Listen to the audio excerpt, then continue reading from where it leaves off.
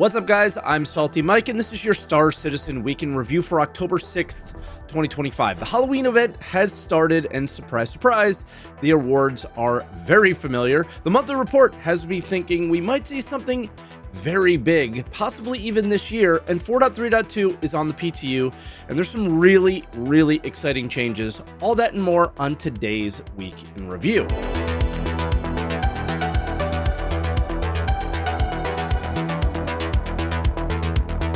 And as always, if this is your first week in review, this is where I take all of the official Star Citizen news each week, put it into one video, and share some of my opinions about it. I also live stream on Twitch, twitch.tv/SaltEMike. Stop by and say hi if you haven't yet. I always enjoy seeing you guys over there. No sponsor this week, so if you want to support the channel, first off, get subscribed. I spent 20 hours in the last day on this video, but you can also go above and beyond and hit the join button or leave a super thanks. And with that out of the way, let's get to the patch notes.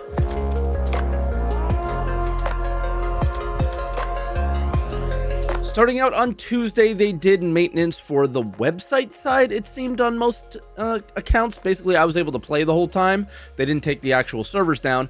Maybe they're prepping for a lot of visitors and sales during the CitizenCon event. Thursday, we got a launcher update. This was originally posted on the 25th, though, and I don't think I talked about it on last week's episode. So yeah, there was an update that calculates room on your drive now when downloading, things like that. If I'm missing something here, let me know what's going on, because they updated it again for some reason this week. Again on Thursday, Day of the Vara started. The Halloween event is here. That's what Day of the Vara is, and it mostly includes outside the game stuff. Community, team events, cooking things, and pictures, and that kind of stuff. But this year's in-game event is not in the PU. It's in Arena Commander. They did this last year, but they also, I think, had a PU thing alongside it.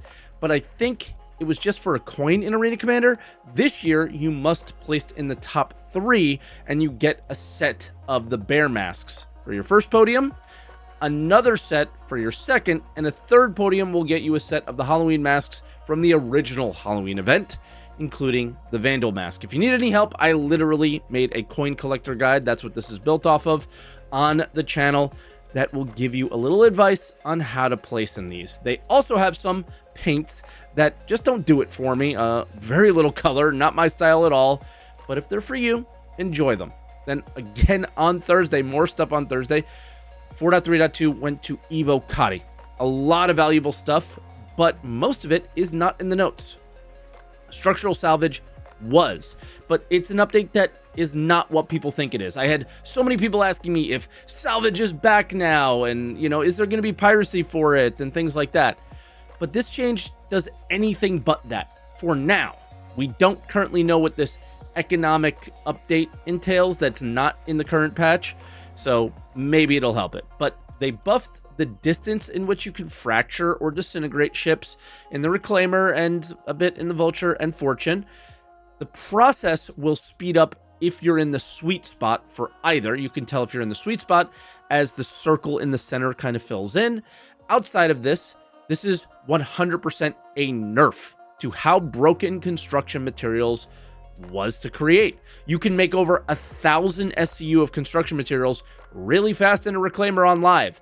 The value of CM is currently unchanged in the PTU, so it's about 2,200 Alpha UEC. That's the value of barrel, right? So what are the steps to mine a few hundred SCU of barrel? There are a lot more and a lot more time involved to make that item, including refining, right? So CIG added an extra step. Also, ignore the naming conventions they have in the notes here because they're wrong, or the patch is wrong. I have no idea. But structural salvage creates a raw material you need to refine into construction materials now. The way they do this is not great. I hate this idea for the moment, but it's placeholder, so whatever. The Reclaimer makes construction material salvage no matter what you are fracturing and disintegrating, which converts like 20% of it. So you have 100 SCU of raw, you will only refine that into about 20 SCU of construction materials. The Vulture makes construction material rubble, which converts around 80%.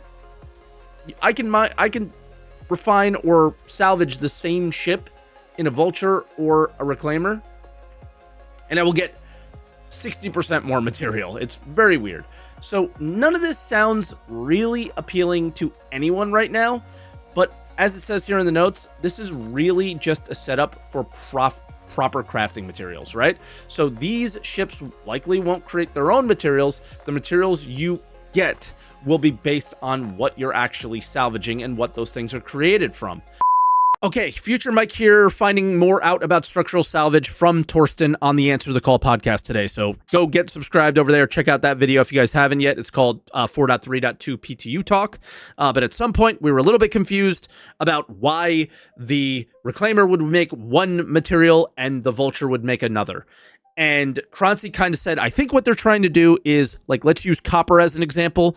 The Vulture will create copper chunks while the Reclaimer will create copper powder. And then chunks will maybe be better, you know, have less material in it, or there'll be more, you know, material other than copper, so it'll be less efficient, and the powder will be more efficient because it's more pure. It's just the powder of copper, something like that with the Reclaimer. And Torsten immediately, while in the chat listening to us, said, yes, that's what we're going for. So instead of it being construction material chunks or construction material rubble or whatever we're seeing in the chat, I think I was hooked or in the notes, I think I was a little held up on construction material as a term, but when you use it with the other ones, that's what it's going to be. So that is not placeholder. I may have used the placeholder term in this video. That is the way it's going to be in the future. The Reclaimer will make a less efficient or more efficient material. The Vulture will make a less efficient or more efficient material, depending on which way they go, because that is still very confusing at the moment in the patch, but that is the direction of salvage. And when it's explained to me like that, I hate it a lot less. It makes a lot more sense to me because they're different ships, they're more efficient, things like that, or less efficient at things. I like it. It makes sense. Back to the video. There are more minor updates here in the notes, though. PDCs no longer, that are not in the notes, I should say. PDCs no longer shoot at party members. Party member ships are kind of highlighted in green now. I don't have any footage of that. I got that in Evo. I was solo, unfortunately, in the next section that we'll talk about. Tons of new missions, including 2 million credits to kill a Polaris, just like the old one that we had like a few months back, like 5 months ago, something like that. And yeah, all these missions feel exactly the same. The theme feels exactly the same of like pushing the slicers out. We already did this, so I'm confused. But then there's two that are kind of interesting. Kill the medbed at bunkers. This is the bunker update that you may have seen and noticed that like the back room was updated. You destroy them so they can't respawn anymore, whichever enemy you're going for. And the data pad missions has some lore on the data pad, but like, yeah, like ASD missions, you have to drop them off the freight elevator still. They haven't done anything about that, so that's not very fun. Tractor beams are a lot nicer to use now. They move super fast. Rotation is much more speedy and reliable for both the multi-tool and the max lift, but as you go up in size, the max lift becomes more required to do that at the pace that you might like, which is totally fine and makes sense to me. Then Friday, we had 4.3.2 go all the way to Open PTU. So very quickly, love that. Bang. Open PTU on Friday, and as you may have noticed, I recorded a lot of the content from the Evo section on this day. About 8 hours of footage just for these two little sections here. The main content of the patch is what I mentioned earlier. That is the Fight for Pyro missions. They're identical missions again in Pyro and Stanton, by the way. I only looked at Stanton in Evo, but the big thing I saw on Friday was the journal, which I didn't notice before. To me, this tells all. They thought Resource Drive was really fun and people liked it, and it went really well, so they want to do something similar. And yes, for me, this UI worked very well. It was motivating. We know very little of what the rewards are, but in February, Jared told us this event would change Pyro forever. If that means renaming the jump point and that's it, or pretty much that's it, and a 5% discount or something, that's going to be a bummer. And, you know, maybe some ship skins or whatever. Speaking of that, we have the first update to the Pyro Gate in Stanton with Hurston's exterior highlights with, the gold and kind of dark colors, and the interior has one of the gold statues. I really wanted to see them go hard here, but they did the bare minimum, basically. Things not in the notes that I found pretty awesome as well. The story of Dr. Jorrit is not done yet. Clearly, there is a new cave in the ASD Site B location. This is pretty spoilers, so avoid and use the chapter system on YouTube to skip if you want to. Yeah, it delivers the feel and lighting just like the rest of the location. It's awesome, and we're clearly going to fight something big here. On top of this, there is a maze that leads to a locked door in the main lobby as well, the elevator in the main lobby. How we get the combination to that door is unknown, but of course, someone glitched in. CIG has known about this issue for a while. Still no fix. Super frustrating. WIKELO has a ton of updates as well. The first, you can accept the mission from the signs at the location. Next, there are a ton of weapons that you can skin through WIKELO, and yes, you can argue the grind for some of this stuff is a bit much, but as long as you lose nothing with tier 0 item recovery, I think the grind fits. The Prowler utility recipe is now there, but I didn't see the A2 or the Ion or the Inferno. The new armor from the roadmap update is in the game now. It looks pretty good and hints at a new creature that will be farming. Talking about where we're going in ASD, right? The Yormandi. So yeah, that ASD location we just saw, this probably is where it resides. And lastly, there's a lot going on behind the scenes with ships and FPS weapons. The Custodian got a pretty big buff, and the Wolf seems to be getting a fairly heavy nerf. I will link the site that I'm using here as PViewer, and you can investigate the rest of the changes yourself. That was the patch. Basically, all of that happened on Thursday and Friday. Lots going on, so yeah. Looking forward to 4.3.2. This is a little bit more of that year of playability stuff, fixing some things that players were really frustrated with, but most of the quantum travel bugs and others continue. With that, let's move on to the monthly report.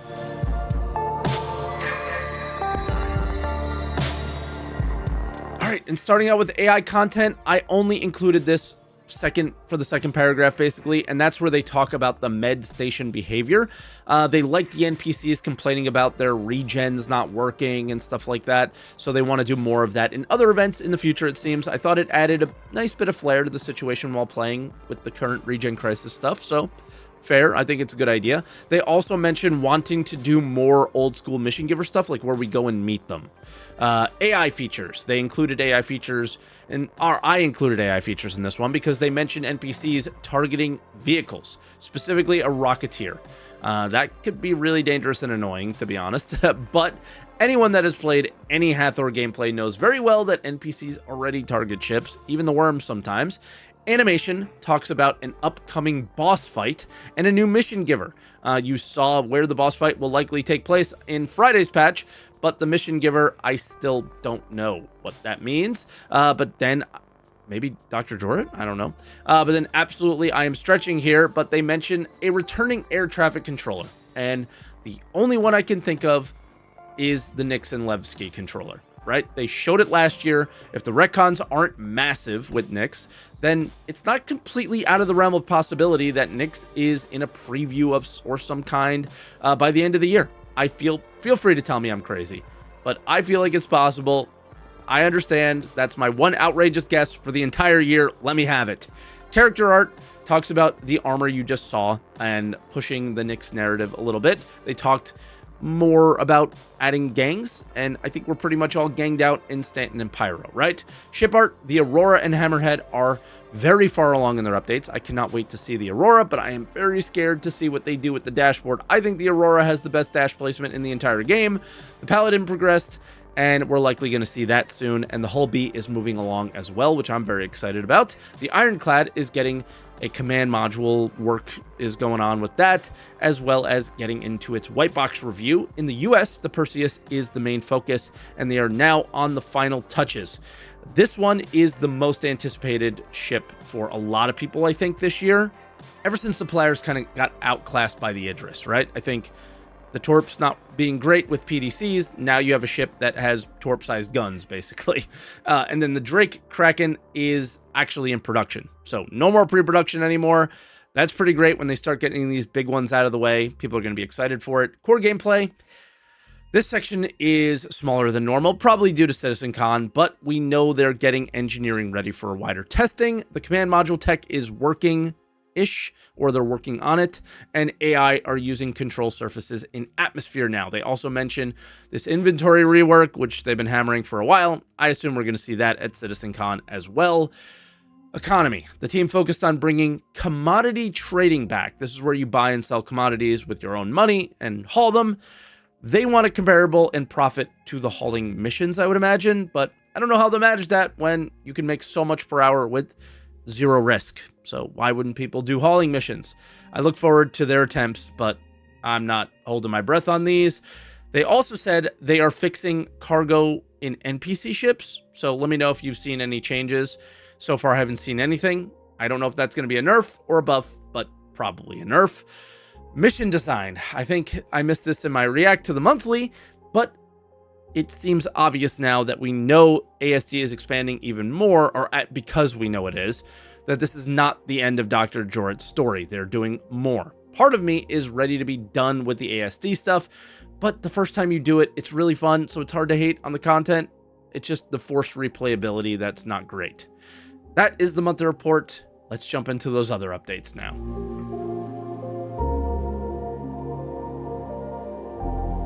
All right, and as always, we start out with a sneak peek, and this sneak is kind of funny when you think about it. They're sneak peeking the AI turret that was supposed to be in 4.3.0 and is planned for 4.3.2, but we still have not seen them in the game.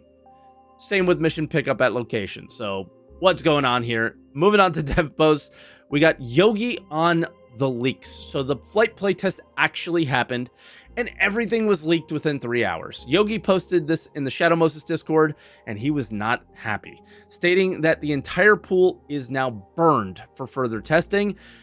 The thing is, this won't stop no matter who you invite, right? People are going to leak because they know people want to know, and they want to share their experiences with other people. That's how the world works. If you're not actually getting people in office and having them sign to an NDA, you're going to have leaks. Like, end of story. The next post is him explaining how much they do to try to stop leaking, and it appears to be pretty extensive and maybe even costly. But with master modes, people immediately are influenced by other opinions, right? So leaks will actually hurt the feedback. So his frustration is warranted, but the expectation of it not happening is a little ridiculous, right?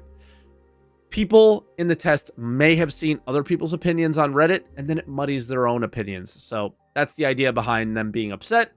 Then gimbals. Yogi makes another post. Gimbals apparently are really bad, just randomly out of the blue.